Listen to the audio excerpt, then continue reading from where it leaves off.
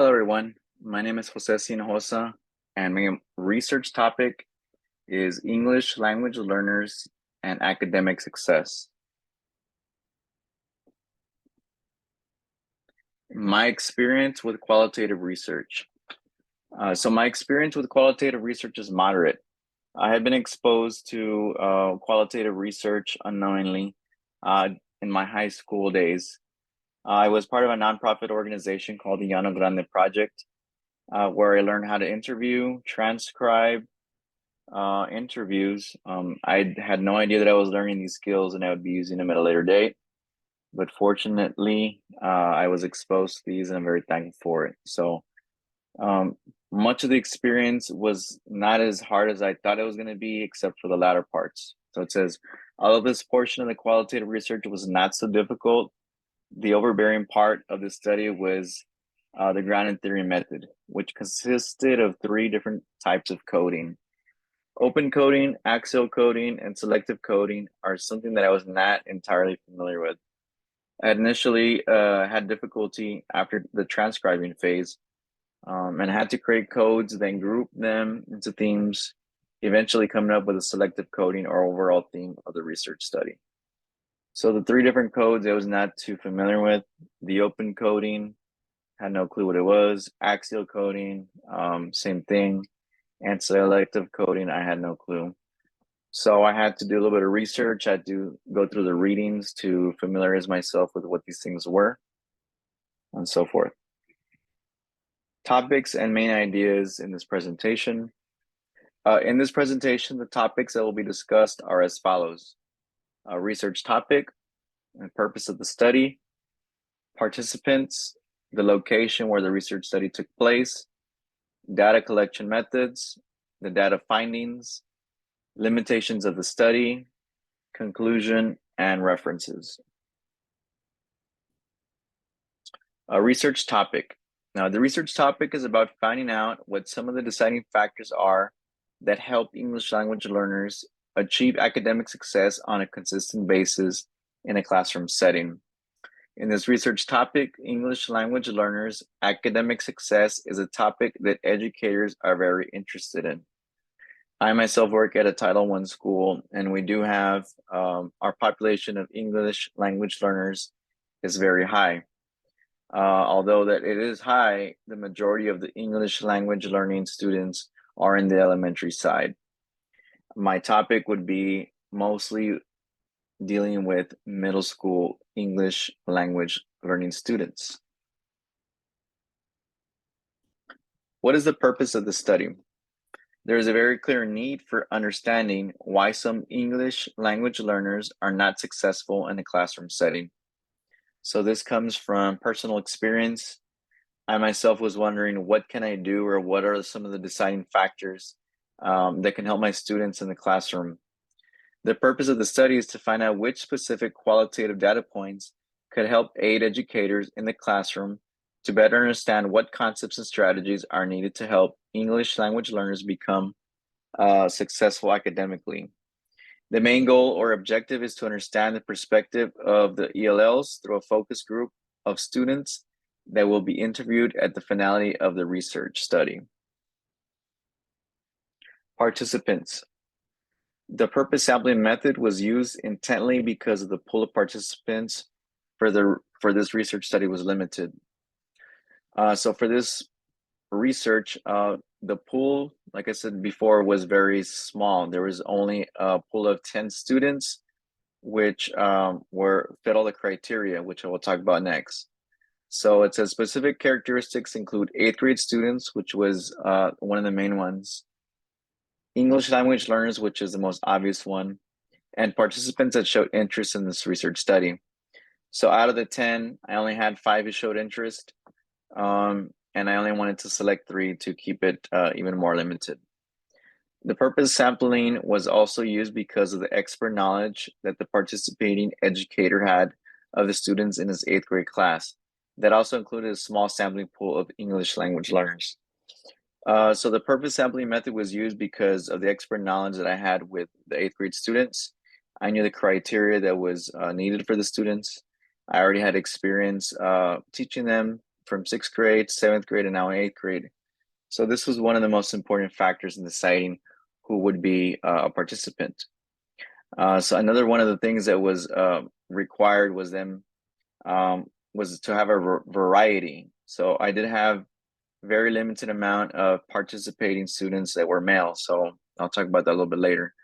Another one was the pool was just limited. A location.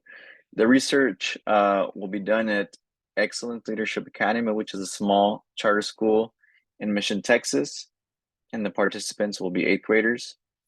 This is where I currently teach middle school, 6th, 7th, and 8th grade. I teach computer technology education, keyboarding, and technology applications, along with social emotional learning. Data collection methods. In order to collect the necessary data for this research topic, a qualitative approach was taken for this specific topic. The approach to collecting data for this topic would be done through a one-on-one interview style with a script of 10 questions for each participant. Each of the 10 questions would be asked one at a time at a slow pace so that the participant had enough time to internalize and interpret the question properly so that an appropriate answer could be given with as much detail as possible. So sometimes the English language learning students, they still refer back to their native language, which in this case was Spanish, where at my campus. So sometimes they internalize the question, they translate it from English to Spanish, come up with a detailed answer, then they have to transcribe it back from Spanish to English, and sometimes some of the details are lost in the translation. So we want to make sure and give them the maximum amount of time for them to internalize, interpret, and then give a detailed answer. So the little chart on the side shows interviews, which were recorded through audio, so that it was much easier to transcribe into the chart later on, so that we could later code them. Next, after we collected the data, this is some of the findings that I was able to come up with. On the right-hand side over here, you have sum of number of responses, okay? And so these are the main themes that were created through the axial coding. So I'm gonna go through them very briefly. It says specific strategies. So that means specific strategies that the students asked for, not that the educator gave them. So this is something they asked for. Student safety, student engagement, student social emotional state, students' feelings, and then the teacher attitude towards students. So these are the main axial codes or themes that I came up with from the transcribed data. To the left, we have a different chart here, and you can kind of see some numbers, which leads to qualitative data, but this was still important nonetheless. So I'm going to go over what this chart actually means. So like I said, we had 3 participants, and they had 10 questions each. So we had a total number of 30 responses. Okay, so now we have 1, 2, 3, 4, 5, 6, 7 themes. We had 30 codes. So 30 codes were then connected to each specific theme. So for example, specific strategies. So 6 of the codes were then grouped into the specific strategies theme. Student safety, there was only 1 response or 1 code that was related to student safety. Student engagement, there was 4 codes that were into this theme. Student social emotional state, there was 3 responses relating to this theme. Student feelings, which was the highest yielding number of responses. So there was 10 responses or 10 codes that was grouped into the students' feelings. Teacher attitude towards students, 3 responses, and teacher facilitated strategies, 3 responses. And so some of you are wondering, how did I come up with this percentage? So it was very easy. For example, I'm going to use student feelings, which was the highest yielding response. So all I did was I gathered the number of responses or codes dealing with this theme. I divided it by the percentage amount of responses, which was 30, I divided 10 by 30, and it gave me 33.33%. Okay. Next, we have specific strategies, which was the highest, next highest yielding data point. So it yielded as 6 codes or 6 responses to the strategy. I divided it by 30. I came up with 20%. And so I did the same thing for all of the themes, and they yielded me a percentage. So these percentages tell me, they kind of make it evident which was the most important data point. So in this case, the two highest yielding data points were the students' feelings. So if they were feeling bad, they were feeling depressed, they were feeling overwhelmed, these were all codes that were grouped into how a student felt in the classroom. Specific strategies, like I said, specific strategies are strategies that the student specifically asked for, not the ones that the teacher gave to the student. It's the other way around. So it was strategies that students specifically asked for in the classroom. And so this made it a little bit easier to interpret the information, and it made it a lot easier for me to kind of interpret what is the biggest data point that came out of this research study. And so for me, it was how the students felt in the classroom. It made it very evident that the way that they felt in the classroom was almost always led to how they were going to perform in the class. So if they were feeling very well, they were feeling energized, they're feeling enthusiastic and ready to work, then most of the time that would kind of lead towards them having a higher percentage of academic success, versus when they were feeling sad or depressed, lonely, any kind of student feelings that were related to a negative connotation, that kind of led them to having less engagement in the class, which then usually relates to lower academic achievement. Limitations of the study. It says the most obvious limitations of this research study were the number of students that participated in the research study itself. So my pool of overall students was only 10. It says the research was only limited to 3 participants from the study. Of those 3, I only had 1 male and 2 female students. If I tried to get 2 and 2, but there was only 1 male that decided to participate in the entire study. Another limitation was the number of questions that could be included in the final script because of the limitations of participants. So I didn't want to overbear each participant with too many questions. I didn't want to fatigue them. I wanted them to have good, detailed answers.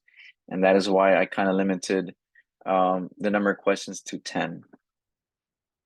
Another limitation that's not listed on here is also the amount of time that was given for the research study.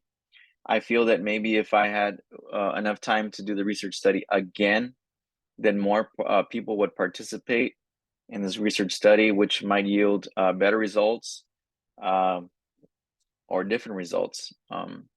So that was one of the limitations, not having the amount of participants and the amount of time to redo the experiment. Okay, in conclusion, what was concluded from the study? One of the main data points that was revealed was a correlation of students' social emotional health, or their students' feelings, and desire to try in the classroom. So if they were not feeling good, they were not going to try, and then if they were going to try, obviously they were not going to achieve academic success. So there was kind of a pattern that was very evident right there. Another valuable data point was the students' willingness to try their best when the teacher showed enthusiasm and encouragement towards the students. So even if the teacher kind of minimally gave them enthusiasm, or kind of told them good job or encouraged them, it led to the students feeling better about themselves, maybe confident, and therefore it led to them trying a little bit more in class. And obviously, if you try a little bit more in class, it's going to yield at least a little bit more academic success rather than not trying at all. English language learners are students that should be treated with equity and fidelity. So just because they don't have maybe mastery of the English language, should we treat them any differently? We should treat everyone the same. We should still try to teach them to the best of our ability. They should be taught in the best strategies that are specific to them. So which in this case was specific strategies. And the specific strategies are codes that were mostly mentioned were Google Translate. So at our campus, we have a 1-to-1 ratio of student to device. So having that allowed them to have direct access to Google Translate. This was a very important strategy that the students asked for specifically. Another one was flashcards and a word wall. So when they had access to this, having a word wall with their academic vocabulary present on the wall, it did help them in how they felt confident or felt good about themselves, which leads to academic achievement of some sort or moderately. Their success is predicated on various independent variables, such as students' feelings, which we just said, specific strategies, which we just talked about, and mastery of the English language to affect the dependent variable of achieving academic success as an English language learner. So what does this mean? Students' feelings, specific strategies, and the grasp of English languages that they have are all dependent or independent, right? And all these have an importance, right, in them achieving academic success. So if you don't have good student feelings, if they're not feeling well, they're not going to try, and that's going to lead to low or moderate academic success. Specific strategies, if they don't have the strategies that they're looking for specifically that help them, then that's also going to be have a negative connotation towards achieving academic success. A mastery of English language. So if you have a student at the beginning parts of mastery of English language, or maybe moderate, or even sometimes advanced. If they don't have advanced, then they're probably not going to achieve academically, right? So we want to make sure that we're always trying our best using specific strategies that are relating to them. Make sure to encourage them. The better they feel in the class, the better they might try, or they're going to try a little bit more rigorously, which can lead to academic success as an English language learner. These are the references that I used. For the coding and the grounded theory, I used La Rosa, 2005. This really helped me define what open coding, axial coding, selective coding are, and that really helped me. Also, teaching English language learners through technology, 2008 by Urban et al. That one really helped me kind of understand that technology will also help us when it comes to giving those specific strategies, such as Google Translate, to the English language learners. And I had two other references that I used, and that is my presentation on English language learners and achieving academic success in a classroom setting. Thank you.